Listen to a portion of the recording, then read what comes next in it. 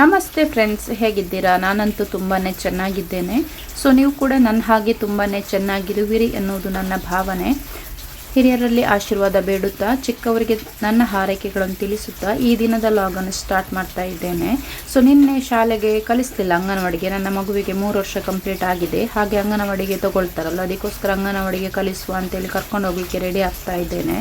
So ನಿನ್ನೆ ಅಂದರೆ ಶಾಲೆಯೊಳಗೆಲ್ಲ ನೀರು ನುಗ್ಗಿದ ಕಾರಣ ಶಾಲೆಗೆ ಬರೋದು ಬೇಡ ಅಂತ ಹೇಳಿದರು. ಅದಕ್ಕೋಸ್ಕರ ನಾನು ಇವತ್ತು ಇದು 3ನೇ ದಿನ. ನಾನು ಇವತ್ತು ಅಂಗನವಾಡಿಗೆ ಬಿಟ್ಟು ಬರುವ ಅಂತೇಳಿ ಕರ್ಕೊಂಡು ಹೋಗ್ತಾ ಇದ್ದೇನೆ.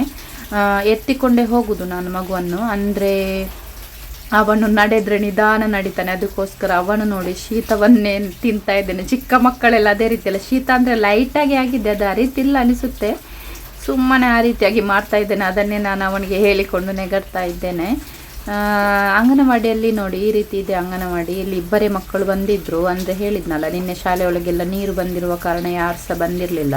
ಅದಕ್ಕೋಸ್ಕರ ಇಬ್ಬರೇ ಮಕ್ಕಳು ಬಂದಿದ್ದರು. ನಾನು ಕರ್ಕೊಂಡು ಹೋದಾಗ ಅವರು ರಿಟರ್ನ್ ಕರ್ಕೊಂಡು ಹೋಗಿ ನೆಲ ಎಲ್ಲ ಕೋಲ್ಡ್ ಇದೆ ಅಂತ ಹೇಳಿದರು. ನಾನು ಮತ್ತೆ ಸಹ ಕರ್ಕೊಂಡು ಹೋಗಿ ಆಯ್ತಲ್ಲ, ಅಲ್ಲೇ ನಿಲ್ಲೋದು ಅಂತಿದ್ದೆ, ಆದರೆ ಅಲ್ಲಿ ನಿಲ್ಲಿಲ್ಲ. ನನಗೆ ಸಹ ಮನೆಯಲ್ಲೆಲ್ಲ ಗೃಹಿಣಿ ಅಂದಮೇಲೆ ಕೆಲಸ ಇರುತ್ತಲ್ಲ, ಅದಕ್ಕೋಸ್ಕರ ಅಲ್ಲೇ ಒಂದು 2 hours ಬಿಟ್ಟು ಬಂದೆ. ಮತ್ತು 12 ಗಂಟೆಗೆ ಕಾಲ್ ಮಾಡಿದರು. ನಾವು ಶಾಲೆಗೆ ಹೋಗುವಾಗ ಅಲ್ಲಿ ಮೋರಿ ಹತ್ರ ಒಂದು ಚಿಕ್ಕ ಮರಿಬೆಕ್ಕು ಇತ್ತು. ಹೋಗುವಾಗ ನೋಡಿ ಹೋಗಿದ್ದೆ. ರಿಟರ್ನ್ ಬರುವಾಗ ಅದು ಕೂಗಿಕೊಂಡು ಮೇಲೆ ಬಂದಿತ್ತು. ಹಾಗೆ ಮನೆಗೆ ತರೋಣ ಅಂತ ಅನಿಸಿತು. ಹಾಗೆ ನಾನು ಹಸ್ಬೆಂಡ್ ಹತ್ರ ಕಾಲ್ ಮಾಡಿ ಕೇಳಿ ಮತ್ತೆ ಮನೆಗೆ ತಂದೆ. ಬಂದ ತಕ್ಷಣ ಸ್ವಲ್ಪ ಹಾಲು ಕೊಟ್ಟೆ. ಅದು ಕುಡಿಯೋದು ನೋಡಿ, ನಿಧಾನವಾಗಿ ಕುಡಿಯುತ್ತೆ. ಕೆಲವರು ಹೇಳ್ತಾರಲ್ಲ, ಬೆಕ್ಕು ಕದ್ದು ಮುಚ್ಚಿ ಹಾಲು ಕುಡಿದ್ರೆ ಗೊತ್ತಾಗೋದು, ಕಣ್ಣು ಮುಚ್ಚಲ್ಲ. ಸೊ ಅದು ನಾನು ಕಣ್ಣು ಮುಚ್ಚಿ ಹಾಲು ಕುಡಿಯೋದಿಲ್ಲ, ಅದು ಕಣ್ಣು ಬಿಟ್ಟೆ ಕುಡಿತಿದೆ, ಗೊತ್ತಾಯ್ತಾ? ಹಾಗೆ ನಮ್ಮ ಮನೆಯಲ್ಲಿ ಬಸಳೆ ನಾವು ದೊಂಪದಲ್ಲಿ ಹಾಕಿದ್ವಿ, ಗೊತ್ತಾಯ್ತಾ? ದೊಂಪ ಅಂದರೆ ಗೊತ್ತುಂಟಲ್ಲ, ಒಂದು ಎತ್ತರ ಥರ ಮಾಡಿ, ಬಟ್ ಅದೇ ಬೀಳಲಿಕ್ಕಾಗಿತ್ತು. ಅದು ಹಾಕಿದ್ದು ಸರಿ ಗಟ್ಟಿಯಾಗಿರಲಿಲ್ಲ. ಅದಕ್ಕೆ ನಿನ್ನೆ ನಾನು ಹಸ್ಬೆಂಡ್ ಎಲ್ಲ ಸೇರಿ ಅದನ್ನು ಈ ಥರ ನೆಲಕ್ಕೆ ಅಖಾಡವಾಗಿ ಮಲಗಿಸಿದ್ದೇವೆ.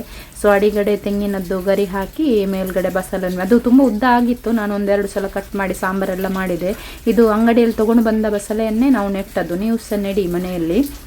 ಸೊ ನೋಡಿ, ಮಳೆ ಬರಲಿಲ್ಲ ಅಂತ ಮೊನ್ನೆ ನಾನು ವಿಡಿಯೋದಲ್ಲಿ ಹೇಳಿದ್ದೆ. ಆದರೆ ಇವತ್ತು ತುಂಬಾ ಮಳೆ ಬಂದಿತ್ತಲ್ಲ ಮಂಗಳೂರಲ್ಲಿ, 1 ವಾರ ಕಂಟಿನ್ಯೂ ಮಳೆ. ಸೊ ಮಗು ಎಲ್ಲ ತೀರಿದ್ರು ನೋಡಿ, 2-3 ಮಕ್ಕಳು ಸಹ ತೀರಿದ್ರು, ಒಬ್ಬರು ಮಹಿಳೆ ಸಹ ತೀರಿದ್ರು. ಹಾಗೆ ನಮ್ಮದು ಸಹ 4-5 ಬಾಳೆಗಿಡ ಎಲ್ಲ ಬಿದ್ದಿದೆ. ಒಂದು ಇದು ಸಾಂಬಾರಿದು ಬಾಳೆಕಾಯಿ, ಅಂದರೆ ಸಾರು ಮಾಡ್ತಾರಲ್ಲ ಅಂಥ ಬಾಳೆಕಾಯಿ, ಇದು 4-5 ಬಿದ್ದಿತ್ತು. ಇದಕ್ಕೆ ಒಂದಕ್ಕೆಲ್ಲ 500 ರೂಪಾಯಿ, 200 ರೂಪಾಯಿ, 300 ರೂಪಾಯಿ ಈ ರೀತಿ ರೇಟ್ ಇದೆ. ಅದರ ಅಂತ kg ಮೇಲೆ ಡಿಪೆಂಡ್ ಆಗಿ ರೇಟ್ ಅದಕ್ಕೆ. ಹಾಗೆ ನಮ್ಮದೊಂದೇ ಒಂದು 2000 ಏನೋ ವೇಸ್ಟ್ ಆಗಿರ್ಬೋದು. ಅಷ್ಟು ಬಾಳೆಗಿಡ ಎಲ್ಲ ಗೊನೆ ಬಿಟ್ಟದೆಲ್ಲ ಬಿದ್ದಿದೆ ನೋಡಿ. ಹಾಗೆ ಇಲ್ಲಿ ಎದುರುಗಡೆ ಅಂದರೆ ಗದ್ದೆ ನಮ್ಮದು ಅಷ್ಟೇ ತಗ್ಗಿತ್ತು, ಅದಕ್ಕೆ ಮಣ್ಣು ಹಾಕಿ ಮನೆ ಕಟ್ಟಿರುವಂಥದ್ದು. ಹಾಗೆ ಎದುರುಗಡೆ ಗದ್ದೆಯವರು ಮಣ್ಣು ಹಾಕಲಿಲ್ಲ, ಹಾಗೆ ಅಲ್ಲಿ ಫುಲ್ಲು ನೀರು ತುಂಬಿದೆ. ಹಾಗೆ ನಮ್ಮದು ಬಾಳೆಗಿಡ ಸಹ ಕಾಡಕ್ಕೆ ಮಲಗಿದೆ. 2 ಮಲ್ಲಿಗೆ ಗಿಡ ತಂದಿದ್ವಿ ನಾವು ಇದು ನರ್ಸರಿಯಿಂದ, ಬಟ್ ಒಂದು ಸತ್ತೇ ಹೋಯಿತು. ಒಂದು ಗಿಡ ಉಳಿದಿದೆ, ಅದರಲ್ಲಿ ನೋಡಿ ಮಲ್ಲಿಗೆ ಆಗಿದೆ, ಎಷ್ಟು ಚೆನ್ನಾಗಿದೆ, ತುಂಬ ಪರಿಮಳ ಇದೆ. ಇದು ದೊಡ್ಡ ಮಲ್ಲಿಗೆ. ಇನ್ನೊಂದು ತಂದಿದ್ದು ಅದು ಚಿಕ್ಕ ಮಲ್ಲಿಗೆ, ಅದು ಸತ್ತೋಯ್ತು. ನನಗೆ ಸಹ ಅದರ ಬಗ್ಗೆ ಏನು ನಾನು ಅಷ್ಟು ಕೇರ್ ಮಾಡಲಿಲ್ಲ, ಹಾಗೆ ಅದು ಸತ್ತೋಯ್ತು. ಇದು ಕೂಡ ಅಷ್ಟೇ, ಏನೋ 3 ವರ್ಷ 1.5 ವರ್ಷದಲ್ಲಿ ಹಲಸಿನಕಾಯಿ ಆಗೋದು. ಗಿಡವನ್ನು ಸಹ ತಂದು ನೆಟ್ಟದ್ದು. ಇದರಲ್ಲೊಂದು 100 ಕಾಯಿ ಆಗಿರ್ಬೋದು, ಬಟ್ ಎಲ್ಲ ಸಹ ಕೊಳೆತು ಇದು ಬಿದ್ದೋಗಿದೆ ನೋಡಿ. ಅಲ್ಲಿ ಇನ್ನೊಂದು ಚಿಕ್ಕ ಸಹ ಕೊಳೆತಿದೆ. ಆದರೆ ಇದಕ್ಕಿಂತ ದೊಡ್ಡ ಒಂದು ಕಾಯಿ ಆಗಿತ್ತಂತೆ, ಅದು ಸಹ ಹಸ್ಬೆಂಡ್ ಕೊಳೆತಿದೆ ಅಂತ ಬಿಸಾಡಿದ್ದು. ಅದು ಏನಕ್ಕೆ ನಿಲ್ಲುವುದಿಲ್ಲ ಅಂತ ಗೊತ್ತಿಲ್ಲ. ಅದಕ್ಕೆಲ್ಲ ಕೃಷಿ ಪ್ರೇಮಿಗಳಿಗೆಲ್ಲ ಗೊತ್ತಿರ್ಬೋದು, ನಮಗೆ ಅಷ್ಟೇನು ಗೊತ್ತಿಲ್ಲಲ್ಲ. ಹಾಗೆ ಇನ್ನೊಂದು ಇದೆ, ನೋಡಬೇಕು ಅದು ಉಳಿಯುತ್ತಾ ಇಲ್ವಾ ಅಂತ. ನೀವು ಸಹ ಈ ರೀತಿ ಚಿಕ್ಕ ಚಿಕ್ಕ ಗಿಡ ನರ್ಸರಿಯಿಂದ ತಂದು ಬೆಳೆಸಿ. ಓಕೆ ನೋಡಿ, ಇಲ್ಲಿ ಒಂದು ಬಾಳೆ ಗಿಡ ಬಿದ್ದಿದಲ್ವಾ. ಸೊ ನಾನು ಯೋಚನೆ ಮಾಡಿದೆ, ಓಕೆ ಏನಾದರೂ ಪೋಡಿ ಅಥವಾ ಸಾಂಬಾರು ಏನಾದರೂ ಮಾಡುವ ಅಂತೇಳಿ. ಬಾಳೆಕಾಯಿಂದ ಸಾಂಬಾರು ಮಾಡಲಿಕ್ಕಾಗೋದು, ಅದು ಬೆಳೆದೇ ಇಲ್ಲ ನೋಡಿ ಎಷ್ಟು ಪಿಟ್ಟೆ ಇದೆ ಅಂತ. ಹಾಗೆ ನಾನು ಯೋಚಿಸಿದೆ, ಓಕೆ ಪಲ್ಯ ಮಾಡುವ ಅಂತೇಳಿ. ಅಂದರೆ ಇದೇನು ಗೊತ್ತಾ, ಜೋರಂದರೆ ಜೋರು ಗಾಳಿ ಮಳೆ ಬಂದಿತ್ತು. ಅದಕ್ಕೂ ತುಂಬ ಜನರಿಗೆ ಕೃಷಿ ಹಾನಿ ಆಗಿರ್ಬೋದು. ಹಾಗೆ ನಾನು ಅದನ್ನು ಕಟ್ ಮಾಡಿಕೊಂಡು ಪೋಡಿ ಮಾಡುವ ಅಂತ ಸಂಜೆ ಹೊತ್ತಲ್ಲಿ ತೊಗೊಂಡು ಬರಲಿಕ್ಕೆ ಹೋದೆ. ಇಲ್ಲಿ ನಾನು ನನ್ನ ಈ ರೀತಿ ಡ್ರೆಸ್ ನಾನು ಎಂತ ಹೇಳ್ತಾರೆ, ಇದನ್ನೇ ನೀವು ಚಿಕ್ಕ ಮಕ್ಕಳೆಲ್ಲ ಈ ರೀತಿ ಡ್ರೆಸ್ ಎಲ್ಲ ಹಾಕಬೇಡಿ ಅಂತ ಹೇಳಿಕ್ಕೆ ಇಷ್ಟಪಡ್ತೇನೆ. ನಾನು ಹೀಗೇ ಹಾಕಿದ್ದು ಮನೆಯಲ್ಲಿ. ಓಕೆ, ಯಾಕಂದರೆ ಇದನ್ನು ನೋಡಿ ಎಂತ ಹೇಳ್ತಾರೆ, ಪ್ರಚೋದನೆ ಮಾಡ್ತಿದ್ದೇನೆ ಅಂತ ಅಂದ್ಕೊಳ್ಬೇಡಿ. ಇದು ನನ್ನ ಹಸ್ಬೆಂಡ್ ಇದು ಬಾರ್ಮುಡ, ಅದಕ್ಕೆ ಸುಮ್ಮನೆ ನಾನು ಹಾಕ್ತೇನೆ ಮನೆಯಲ್ಲಿ ಕೆಲವು ಸಲ ಅಷ್ಟೇ. ಬೇರೆ ನೀವೆಲ್ಲ ಈ ರೀತಿ ಡ್ರೆಸ್ ಎಲ್ಲ ಹಾಕಬೇಡಿ. ಮತ್ತು ಬಾಳೆಕಾಯಿ ನಾನು ಕಟ್ ಮಾಡಿಕೊಂಡು ತಂದೆ. ಅದೇ ದಿನ ಸಂಜೆ ನಾವು ಪಲ್ಯ ಮಾಡಿದ್ವಿ. ಇದು ಹೂ ನೋಡಿ, ಇದು ನಾಗಸಂಪಿಗೆ ಅಂತ ಹೇಳ್ತಾರೆ. ಸೊ ಇಲ್ಲಿ ಹುಲ್ಲು ತೆಗಿಲಿಕ್ಕೆ ಬರ್ತಿದ್ರು ಮನೆಗೆ. ಅಂದರೆ ಸಂಡೇ ಫಂಕ್ಷನ್ ಇದೆ ಚಿಕ್ಕದು, ಅದಕ್ಕೋಸ್ಕರ ಫಂಕ್ಷನ್ ಎಲ್ಲ ಮನೆಗೆ ಬರ್ತಾರಲ್ಲ ಹಾಗೆ. ಹಾಗೆ ಇದು ಎಂತ ಇದರ ಹೆಸರನ್ನು ನೀವು ಹೇಳಿ ನೋಡೋಣ. ಎಣ್ಣೆಗೆಲ್ಲ ಬಳಸ್ತಾರೆ, ತಲೆ ಕೂದಲು ಉದ್ದ ಬರಲಿಕ್ಕೆ ಅಂತೇಳಿ ಎಣ್ಣೆಗೆ ತುಂಬ ಅಂದರೆ ತುಂಬ ಫೇಮಸ್. ಅದೆಲ್ಲ ಕಡೆ ಬೆಳೆಯುವುದಿಲ್ಲ. ಎದುರುಗಡೆ ನೀರಲ್ಲಿ ನೋಡಿ ಒಂದು ಕೊಕ್ಕರೆ ಇದೆ, ಹಾಗೆ ಸುಮ್ಮನೆ ಚಿಕ್ಕದಾದ ಒಂದು ವಿಡಿಯೋ ತುಣುಕನ್ನು ಹಾಕಿದ್ದೇನೆ. ಹುಲ್ಲು ತೆಗೆದಿದ್ರು ನೋಡಿ, ಹುಲ್ಲು ತೆಗೆದಾದ್ಮೇಲೆ ಅದು ಕ್ಲೀನ್ ಮಾಡಲಿಕ್ಕಿದೆ. ನಾವು ಬೊಂಡದ್ದು ಅದು ಇದೆಲ್ಲ ಅದೆಲ್ಲ ಕ್ಲೀನ್ ಮಾಡಲಿಕ್ಕಿದೆ ಅಂಗಲ. ಹಾಗೆ ನಮ್ಮ ಕೈ ತೋಟದಲ್ಲಿ ಒಂದು ಪಪ್ಪಾಯಿ ಗಿಡ ಇತ್ತು ನೋಡಿ, ಅದರಲ್ಲಿ ಕಾಯಿ ಆಗಿದೆ, ಚೆನ್ನಾಗಿದೆ ಅಲ್ವಾ. ಚಿಕ್ಕ ಗಿಡದಲ್ಲೇ ಪಪ್ಪಾಯ ಆಗಿದೆ. ಓಕೆ, ಹಣ್ಣಾದರೆ ನಿಮಗೂ ಕೊಡ್ತೇನೆ. ಓಕೆ, ಚೆನ್ನಾಗಿದೆಯಾ? ಆ ಕಡೆ ಎಲ್ಲ ನವಿಲೆಲ್ಲ ಬರ್ತದೆ ಆ ತೋಟದಲ್ಲಿ. ಸೊ ನಾನು ಸಂಜೆ ಅದೇ ಹೇಳಿದ್ನಲ್ಲ, ಬಾಳೆಕಾಯಿದು ಪಲ್ಯ ಮಾಡುವಂತ ಹೊರಟೆ. ಬಾಳೆಕಾಯಿಯನ್ನು ಫಸ್ಟಿಗೆ ಉಂಟಲ್ಲ, ಅದರಲ್ಲಿ ಅಂಟು ಇರುತ್ತೆ, ಅದಕ್ಕೋಸ್ಕರ ಎಣ್ಣೆ ಹಚ್ಕೊಳ್ತಾರೆ. ಏನು ಕೆಲವರು ಎಣ್ಣೆ ಹಚ್ಕೊಂಡ್ರು ಆಗ್ಬೋದು, ಕೈಗೆ ತುಂಬ ಅಂಟುತ್ತೆ. ಸೊ ಅದನ್ನು ಕಟ್ ಮಾಡಿ ನಾವು ನೀರಿಗೆ ಹಾಕಬೇಕಾಗುತ್ತೆ. ಓಕೆ, ಸಿಪ್ಪೆ ತೆಗೆದು, ಅಂದರೆ ಸಿಪ್ಪೆ ತೆಗೆಯೋದ್ರಲ್ಲಿ ತೆಗಿಲಿಕ್ಕೆ ಹೋದೆ, ಅದು ತೆಗಿಲಿಕ್ಕೆ ನನಗೆ ಆಗಲಿಲ್ಲ. ಇದು ಅಂದರೆ ಸಾಂಬಾರಿದು ಬಾಳೆಕಾಯಿ, ಇದು ಸರಿಯಾಗಿ ಬೆಳೆತಿಲ್ಲ, ಅದಕ್ಕೋಸ್ಕರ ಅದು ಸಿಪ್ಪೆ ಎಲ್ಲ ತೆಗಿಲಿಕ್ಕೆ ಕರೆಕ್ಟಾಗಿ ಆಗಲಿಲ್ಲ. ಇಲ್ಲದಿದ್ದರೆ ಈ ಥರ ಚಾಕಲ್ಲಿ ಈ ಥರ ಗೀರುದು ಅಂತ ಹೇಳ್ತಾರಲ್ಲ, ಆ ಥರ ಗೀರಿದ್ರೆ ಈ ಥರ ಸಿಪ್ಪೆ ಓಪನ್ ಮಾಡಲಿಕ್ಕೆ ಆಗುತ್ತೆ ಕೆಲವು ಸಲ. ಸೊ ನಾನು ಅಂತೂ ತುಂಬ ತರಬರಿಯಾಗಿ ಕಷ್ಟಪಟ್ಟು ಮಾಡಿದೆ. ಅಲ್ಲಿ ಮಗು ಸಹ ಎಲ್ಲ ಕೂಗ್ತಾ ಇದ್ದ. ಹಾಗೆ ಪಲ್ಯಕ್ಕೆ ನಾವು ದೊಡ್ಡ ಕಟ್ ಮಾಡಬೇಕು ಅಂತಿಲ್ಲ, ಈ ರೀತಿಯಾಗಿ ಚಿಕ್ಕ ಕಟ್ ಮಾಡಿದರೆ ಆಯಿತು. ನೆಕ್ಸ್ಟ್ ನೀರಿಗೆ ಹಾಕಬೇಕು, ಅದರದ್ದು ಅಂಟೆಲ್ಲ ನೀರಿನಲ್ಲಿ ಹೋಗುತ್ತೆ ಅಷ್ಟೇ. ಪಲ್ಯ ಅಂದರೆ ನಾರ್ಮಲಾಗಿ ಸಿಂಪಲ್ಲಾಗಿ ಮಾಡಿದ್ದೇನೆ, ನಾನು ಸ್ಪೆಷಲ್ಲಾಗಿ ಮಾಡಲಿಲ್ಲ. ಸೊ ಟೊಮೆಟೊ, ಕಾಯಿಮೆಣಸು, ನೀರುಳ್ಳಿ, ಬೆಳ್ಳುಳ್ಳಿ ಮತ್ತು ಒಂದು ಆಲೂಗಡ್ಡೆ ಸೇರಿಸಿದ್ದೇನೆ. ಹಾಗೆ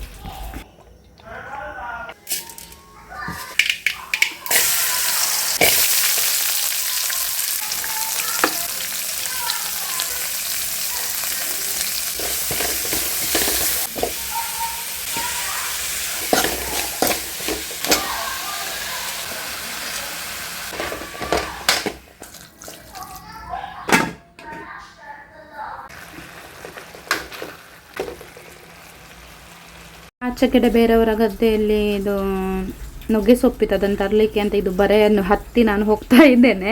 ಸೊ ಇದು ಎಂತ ಹೇಳ್ತಾರೆ, ಕಳ್ಳತನ ಮಾಡೋದು, ಗೊತ್ತಾಯ್ತಾ. ಹಾಗೆ ಹೀಗೆ ಏನೋ ಒಂದು ಕಷ್ಟಪಟ್ಟು ಮೆಲ್ಲ ಹತ್ತಿದೆ. ತುಂಬ ಎತ್ತರ ಇದೆ, ಎತ್ತರ ಅಂದರೆ ಅದರಲ್ಲಿ ಸ್ಟೆಪ್ ಇರುತ್ತಲ್ಲ, ಹಾಗೆ ಹತ್ತಿ ನುಗ್ಗೆ ಸೊಪ್ಪು ತರುವ ಅಂತೇಳಿ ನಾನು ಹೊರಟೆ.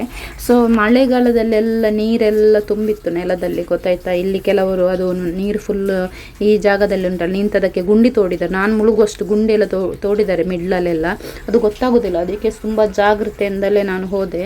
ನೋಡಿ, ಕಾಲು ಎಲ್ಲಿಗಿಡುದು ಅಂತ ಗೊತ್ತಾಗೋದಿಲ್ಲ. ಮತ್ತು ಇಂಥ ಜಾಗದಲ್ಲೆಲ್ಲ ಮಳೆಗಾಲದಲ್ಲಿ ಹೋಗಬಾರ್ದು. ಅದೇ ಕೆಲವು ಗದ್ದೆಯಲ್ಲೆಲ್ಲ ಹೂತೆಲ್ಲ ಸತ್ತೋದದೆಲ್ಲ ನೋಡಿದ್ರಲ್ಲ ನೀವು. ಇದು ನೋಡಿ ನುಗ್ಗೆಕಾಯಿದು ಗಿಡ, ನುಗ್ಗೆಕಾಯಿ ಎಲ್ಲ ಬಿದ್ದಿದೆ ಈ ಗಿಡದಿಂದ. ನೋಡಿ, ಯಾರು ಕೊಯ್ಲೇ ಇಲ್ಲ, ನನಗೆ ಗೊತ್ತೇ ಇಲ್ಲ ಇದರಲ್ಲೆಲ್ಲ ಇಷ್ಟು ಆಗಿತ್ತು ಅಂತ. ಸೊ ಆಗ ಜಾಗದವ್ರು ನೋಡಿ ಕೊಯ್ಲೇ ಇಲ್ಲ, ಅದು ಹಾಗೇನೇ ಇದೆ ನೋಡಿ, ಎಲ್ಲ ಕೆಳಗಡೆ ಎಲ್ಲ ಬಿದ್ದೋಗಿದೆ. ನಾನು ಕೆಳಗಡೆ ಬಿದ್ದದು ಒಂದು ಹೆಕ್ಕಿದೆ, ಮತ್ತು ಒಂದೇನು ನುಗ್ಗೆಕಾಯಿ ಸಿಕ್ಕಿತ್ತು. ಸೊಪ್ಪು ಸಹ ಇಲ್ಲ ನೋಡಿ, ಎಲ್ಲ ನಂಗೆ ಗೊತ್ತಿಲ್ಲ ಮಳೆಗಾಲದಲ್ಲಿ ಸಿಗೋದಿಲ್ಲ ಸೊಪ್ಪು ಅಂತ. ನಾನು ಹೀಗೇನೆ ತರಲಿಕ್ಕೆ ಅಂತ ಹೋದೆ, ಬಟ್ ನುಗ್ಗೆಕಾಯಿ ಎಲ್ಲ ಒಣಗಿ ಹೋಗಿತ್ತು. ಮತ್ತು ಏನದು ಯಾರು ಕೊಯ್ಯದೆ, ಅದು ಹಾಗೇನೆ ಉಳಿದಿದ್ದು. ಸೊಪ್ಪು ಸ್ವಲ್ಪ ನಾನು ಕಿತ್ಕೊಂಡೆ. ನುಗ್ಗೆ ಸೊಪ್ಪು ಆರೋಗ್ಯಕ್ಕೆ ತುಂಬ ಒಳ್ಳೇದು ಅಂತ ಹೇಳ್ತಾರೆ. ಸೊ ನನಗೆ ನುಗ್ಗೆಕಾಯಿ ಸಹ ಸಿಕ್ಕಿದ ಕಾರಣ ಬದನೆ ಸಹ ಇತ್ತು. ಸೊ ಬದನೆ ನುಗ್ಗೆಕಾಯಿ ಎಲ್ಲ ಹಾಕಿ ಸಾಂಬಾರು ಮಾಡುವಂತ ಇದ್ದೇನೆ. ಇವತ್ತು ಮಾಡ್ತಾ ಇಲ್ಲ, ಇವತ್ತು ಬೇರೆ ಸಾಂಬಾರು ಮಾಡಿದ್ದೇನೆ. ಹಾಗೆ ನಾಳೆ ಮಾಡೋಣ ಅಂತ ಇದ್ದೆ. ಚೆನ್ನಾಗಿತ್ತು ನೋಡಿ, ಇಷ್ಟು ತೊಗೊಂಡು ಬಂದೆ ಅಷ್ಟೇ, ಸೊಪ್ಪಿರಲಿಲ್ಲ. ಹಾಗೆ ಸಿಕ್ಕಿದ್ದನ್ನು ಸ್ವಲ್ಪ ಇಟ್ಕೊಂಡು ಬಂದೆ. ನೀವು ಸಹ ಮಾಡಿ ತಿನ್ನಿ. ನುಗ್ಗೆ ಸೊಪ್ಪು, ಕೋಳಿ, ಅದು ಇದು ಎಲ್ಲ ಪ್ರೋಟೀನ್ಗಿಂತ ಇದರಲ್ಲಿ ಜಾಸ್ತಿ ಪ್ರೋಟೀನ್ ಇರುತ್ತೆ ಅಂತ ಹೇಳ್ತಾರೆ ತಿಳಿದವರು. ಅಲ್ಲಿ 2 ದನ ಕಟ್ಟಿದ್ರು ನೋಡಿ, ಅದರ ಮೇಲೆ ನೋಡಿ ಕೊಕ್ಕರೆ ಕೂತಿದೆ. ದನ ಅಂದರೆ ಹೇಳಿದರೆ ಇದರಲ್ಲೆಲ್ಲ ಹುಲ್ಲೆಲ್ಲ ಇರುತ್ತಲ್ಲ, ಅದಕ್ಕೋಸ್ಕರ ದನ ಸಾಕುವವರು ಇದರಲ್ಲಿ ಬಂದು ಕಟ್ತಾರೆ. ಇದು ಬೇರೆಯವ್ರದ್ದು ಜಾಗ, ದನ ಸಹ ಬೇರೆಯವ್ರದ್ದು. ಹೀಗೆ ಕೆಲವೊಂದು ಇರ್ತಲ್ಲ, ಏನೋ ಹೇಳುವುದಿಲ್ಲ, ಹಾಗೆ ಇಲ್ಲಿ ಕಟ್ಟಿದ್ದು. ಇಲ್ಲಿ ಸಗಣಿ ಇತ್ತು, ನನಗೆ ಸ್ವಲ್ಪ ಸಗಣಿ ಬೇಕಿತ್ತು. ಸೊ ಅದಕ್ಕೋಸ್ಕರ ನಾನು ಸಗಣಿಯನ್ನು ತೆಗೆದಿದ್ದು. ಮಳೆಗಾಲ ಆದ ಕಾರಣ ಫುಲ್ಲು ನೀರಾಗಿದೆ, ಗೊತ್ತಾಯ್ತಾ. ನಾನು ಜಾಸ್ತಿ ಸಗಣಿದು ಕೆಲಸ ಎಲ್ಲ ಮಾಡೋದಿಲ್ಲ ತಾಯಿ ಮನೆಯಲ್ಲಿ, ಅಂದರೆ ನನ್ನ ಅಮ್ಮನೇ ಮಾಡೋದು, ಗೊತ್ತಾಯ್ತಾ. ಈ ಮದುವೆ ಆದಮೇಲೆ ಉಂಟಲ್ಲ, ಎಲ್ಲ ಸಹ ನಮ್ಮ ಮೇಲೆ ನಾವೇ ಅಮ್ಮ ಆಗ್ತೇವಲ್ಲ. ಸೊ ಎಲ್ಲ ಪ್ರೆಷರ್ ಎಲ್ಲ ನಮ್ಮ ಮೇಲೇ ಬರುತ್ತೆ, ನಿಜ ಅಲ್ವಾ. ನನಗೂ ಹಾಗೆ ತುಂಬ ಸಲ ಅನಿಸಿದೆ. ಮನೆಯಲ್ಲಿ ನಾನು ಏನು ಮಾಡ್ತಿರ್ಲಿಲ್ಲ, ಇಲ್ಲಿ ನಾವು ಅನಿವಾರ್ಯ ಪರಿಸ್ಥಿತಿಯಿಂದಾಗಿ ನಾವೇ ಎಲ್ಲ ಜವಾಬ್ದಾರಿಯನ್ನು ತೆಗೆದುಕೊಳ್ಬೇಕಾಗುತ್ತೆ. ಇದು ಪಾತ್ರೆ ನಾನು ಮೊಟ್ಟೆ ಬೇಯಿಸ್ಲಿಕ್ಕೆ ಇಟ್ಟು ಹಾಗೆ ಹೋದದ್ದು, ಹಾಗೆ ಫುಲ್ಲು ಕಪ್ಪಾಗಿದೆ. ಅದಕ್ಕೆ ನಾನು ಅದರಲ್ಲೇ ಸಗಣಿ ತಂದೆ, ಅದು ಯೂಸ್ ಮಾಡಲಿಲ್ಲ. ಪಾತ್ರೆ ತೊಳೆಬಹುದು ಅನಿಸುತ್ತೆ, ಹೊರಗೆ ಕ್ಲೀನ್ ಇದೆ, ಒಳಗಡೆ ಸ್ವಲ್ಪ ಕಪ್ಪಾಗಿದೆ. ನಮ್ಮದು ವಿಸಿಲ್ ಸಹ ಕೇಳ್ತಾ ಇತ್ತು, ಗಂಜಿ ಇಟ್ಟು ಹೋಗಿದೆ. ಸಡನ್ ಬೇಗ ಓಡಿಕೊಂಡು ಬಂದೆ. ಓಕೆ, ಸೊ ಇದು ನೋಡಿ ತಡಪೆ ಅಂತ ಹೇಳ್ತಾರೆ ತುಳುವಿನಲ್ಲಿ. ಕನ್ನಡದಲ್ಲಿ ಏನು ಹೇಳ್ತಾರೆ ನನಗೆ ಗೊತ್ತಿಲ್ಲ ಅದನ್ನು. ನನಗೆ ನಮ್ಮ ಮನೆಯಲ್ಲಿ ನಾನು ನೋಡಿದೆ ಅದಕ್ಕೆ ಸಗಣಿ ಸಾರಿಸೋದು, ಹಾಗೆ ನನಗೂ ಅನಿಸಿತು ಇದು ಹೊಸತು ತಂದದ್ದು. ಹೊಸತಕ್ಕೆ ಇಷ್ಟು ಚಿಕ್ಕದಕ್ಕೆ 500 ರೂಪಾಯಿ ಗೊತ್ತಾಯಿತು. ಇವಾಗ ತುಂಬ ರೇಟ್ ಜಾಸ್ತಿ ಆಗಿದೆ. ಮಂಗಳೂರಲ್ಲಿ ತೊಗೊಂಡದ್ದು, ಮತ್ತು ರಿಯಲ್ ಆಗಿ ಯಾರು ಮಾಡ್ತಾರೆ ನೋಡಿ ಅವರ ಹತ್ರ ತೊಗೊಂಡ್ರೆ ಕಡಿಮೆ ಇರ್ಬೋದು. ನಾನಂದರೆ ಹಚ್ಚೋದನ್ನು ನೋಡಲಿಲ್ಲ, ಯಾವ ರೀತಿ ಹಚ್ತಾರೆ, ಗಟ್ಟಿ ಹಚ್ತಾರ, ನೀರು ಮಾಡಿ ಹಚ್ತಾರೆ, ನನಗೆ ನಿಜವಾಗ್ಲೂ ಗೊತ್ತಿಲ್ಲ. ಪ್ರಾಮಿಸ್ ನಿಮ್ಗೆ ಏನಾದ್ರು ಗೊತ್ತಿದ್ದರೆ, ಹಿರಿಯ ವಯಸ್ಕರು ಏನಾದರೂ ನನ್ನ ವಿಡಿಯೋ ನೋಡ್ತಿದ್ರೆ, ಸೊ ನಮಗೂ ಒಂದು ಚಿಕ್ಕ ಕಮೆಂಟ್ ಮಾಡಲಿಕ್ಕೆ ಗೊತ್ತಾದರೆ ಒಂದು ಕಮೆಂಟ್ ಮಾಡಿ ಯಾವ ರೀತಿ ಹಚ್ಚೋದು ಅಂತ, ಅಥವಾ ನಾನು ಹಚ್ಚೋದು ಸರಿನಾ ಅಂತ. ಸೊ ಬಿಸಿಲು ಬಂದಿತ್ತು ನೋಡಿ, ಒಂದು ವಾರ 2 ವಾರ ತರಬರಿ ಮಳೆ ಬಂದಿತ್ತು ಗೊತ್ತಾಯ್ತಾ. ಮಳೆ ಅಂತ ಹೇಳಿದರೆ ಕೇಳೋದೇ ಬೇಡ.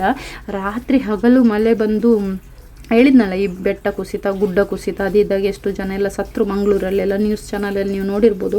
ಇವತ್ತು ಹೆವಿ ಬಿಸಿಲು ಬಂದಿದ್ದು ಗೊತ್ತಾಯ್ತು. ನಾನು ಸಹ ಇವತ್ತಿನ ಬಟ್ಟೆ ಅಷ್ಟೇ, ಉಳಿದ ಬಟ್ಟೆ ಎಲ್ಲ ಬೇರೆ ಕಡೆ ಹಾಕಿದ್ದೇನೆ.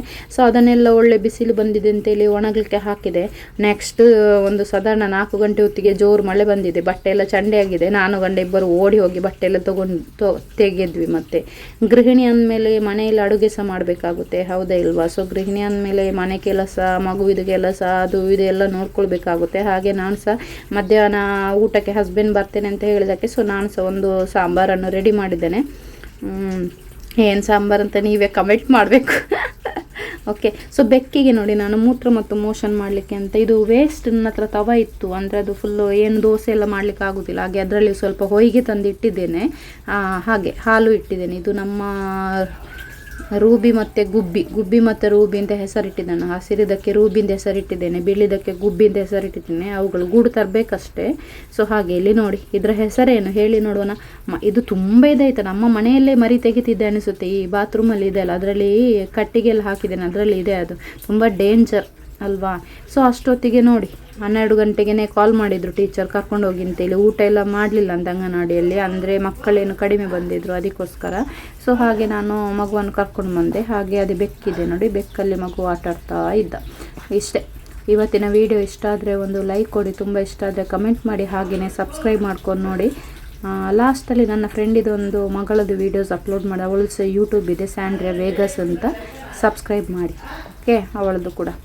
Thank you all. Bye bye. Take care. Love you all.